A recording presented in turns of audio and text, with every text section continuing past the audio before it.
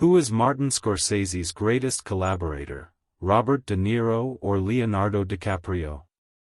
Killers of the Flower Moon marks the first time that the actors have shared the screen in a Scorsese film. Over the last 50 years, arguably, the two best cinematic partnerships between filmmaker and star have one thing in common: Martin Scorsese. Of the iconic director's 27 feature narrative films, either Robert De Niro or Leonardo DiCaprio has appeared in 15, resulting in some of the era's most memorable projects and performances.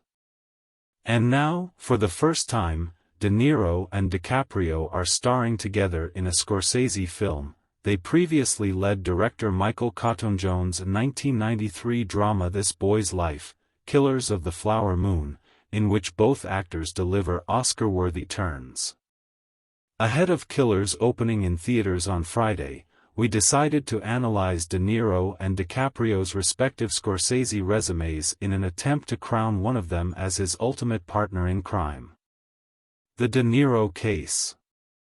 The Collection, Mean Streets, 1973, Taxi Driver, 1976, New York, New York, 1977, Raging Bull, 1980, The King of Comedy, 1982, Goodfellas, 1990, Cape Fear, 1991, Casino, 1995, The Irishman, 2019, and Killers of the Flower Moon, 2023. Awards recognition: 3 Oscar nominations, 1 win. Best Performance: Travis Bickle in Taxi Driver. Yes, we are talking about this incredibly chilling performance. After making his Scorsese debut as the number 2 to Harvey Keitel in Mean Streets, De Niro gets bumped up to lead and stuns as lonely taxi driver Travis Bickle, whose alienation eventually launches him into a descent of madness and heroism. In a career stacked with legendary turns, Bickle will likely forever be De Niro's signature character. Most underrated performance: Frank Sheeran in The Irishman. Somehow, it seems like the conversations around The Irishman centered on everything but De Niro, whether it be Joe Pesci coming out of retirement, Al Pacino finally joining forces with Scorsese, or the decision to use de-aging technology. And while Pesci and Pacino were rightfully Oscar-nominated, De Niro's quiet, reserved performance was criminally overlooked. And, as good as Goodfellas alums De Niro and Pesci continue to be as a film pair, the relationship between hitman Frank Sheeran, De Niro, and union leader Jimmy Hoffa, Pacino, is the movie's emotional heart. It's special to see those two actors, this late in their careers, proving they've still got it. Could have been better: Sam "Ace" Rothstein in Casino. Scorsese's 1995 epic crime drama about Las Vegas casino boss Sam "Ace" Rothstein is good, but it feels like it should be great. Only a few years removed from Goodfellas and returning to the world of the mafia, it's hard not to measure Casino against its beloved predecessor, and that's a battle that any film would lose. In the end, there's just something missing in Casino, and while De Niro is always superb, at least pre-21st century, Sharon Stone is the runaway winner here. The DiCaprio Case.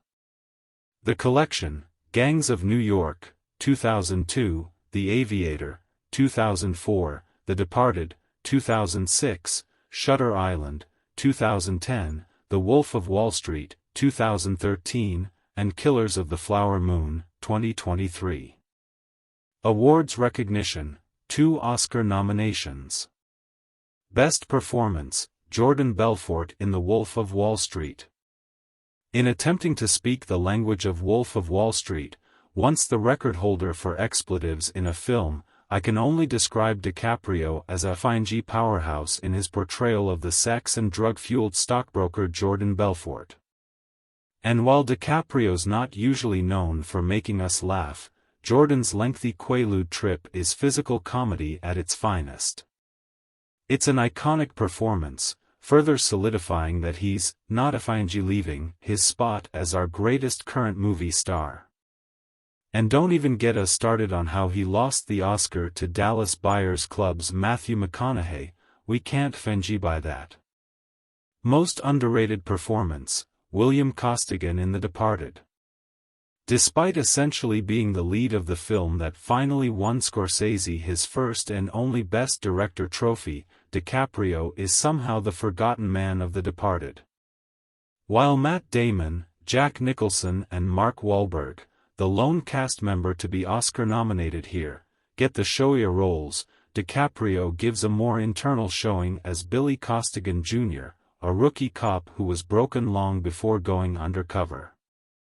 It's the type of role that proved the teen heartthrob had fully arrived as a grown-up performer to be reckoned with. Could have been better, Amsterdam Valen in Gangs of New York. In the first project with Scorsese, DiCaprio is given the near-impossible task of going toe-to-toe with the actor that many look at as the GOAT, Daniel Day-Lewis. It's blasphemous to suggest that DiCaprio is bad or miscast as the revenge-seeking Amsterdam Valen, but it's also fair to wonder if he was quite ready for his DDL showdown. And yet, in his defense, has anyone ever been prepared for that challenge? But DiCaprio clearly showed enough that Scorsese knew he had found his next muse. The verdict. Winner, De Niro.